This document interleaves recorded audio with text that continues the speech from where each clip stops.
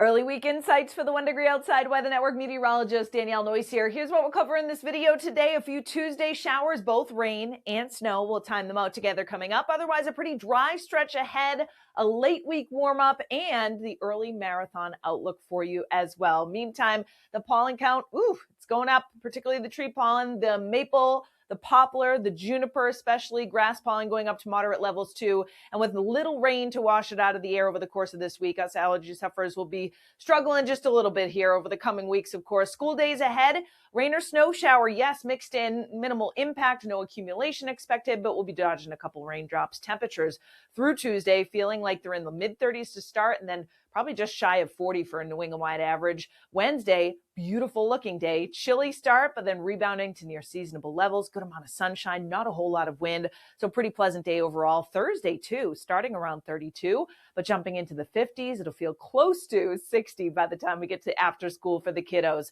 Red Sox forecast next couple of games, 6:45 first pitch on Tuesday, and then a 1:35 afternoon start on Wednesday.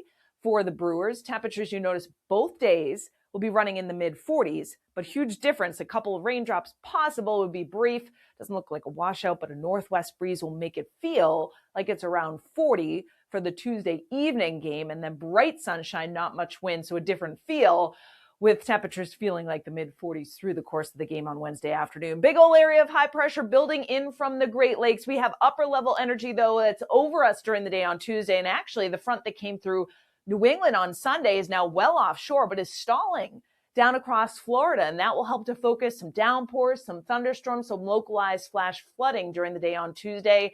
For the first time in, honestly, I can't remember when, a couple of weeks at least, we aren't talking about record-breaking warmth across the country. No records on Tuesday.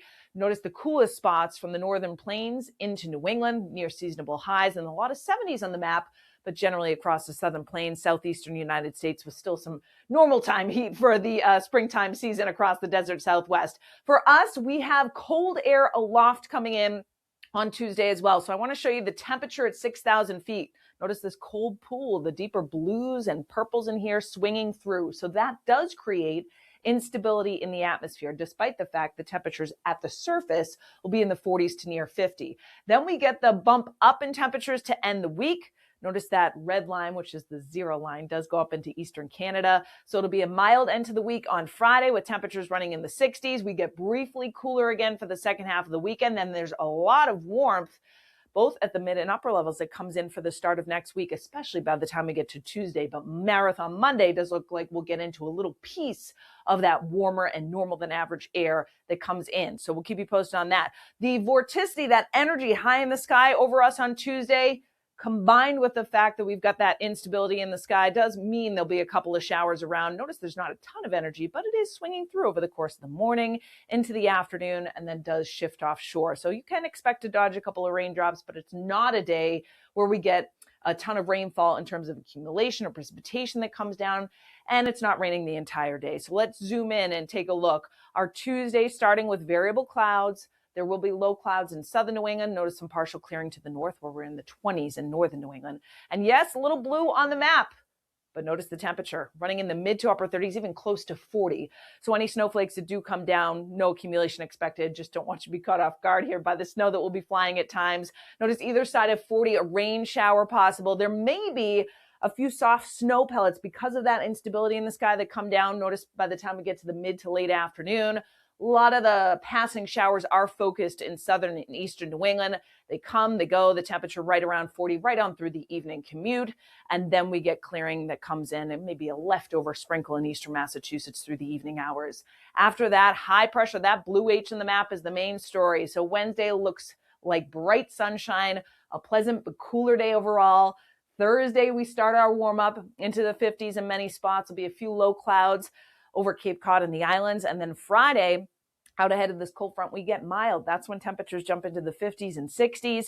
And there's not a ton of moisture with this front. So as it comes in during the day on Saturday, you may get a passing shower that comes through.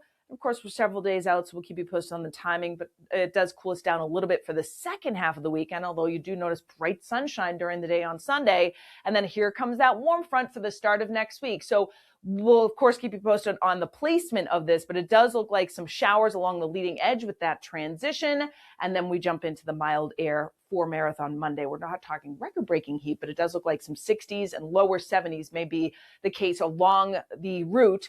And if we can get an onshore wind, a little sea breeze, of course. Tuesday, high temperatures, 30s and 40s, near 50 in southern New England. It does get chilly overnight on Tuesday night. Widespread teens in northern New England, many spots running in the 20s, and a wind out of the north-northwest, actually northern Maine.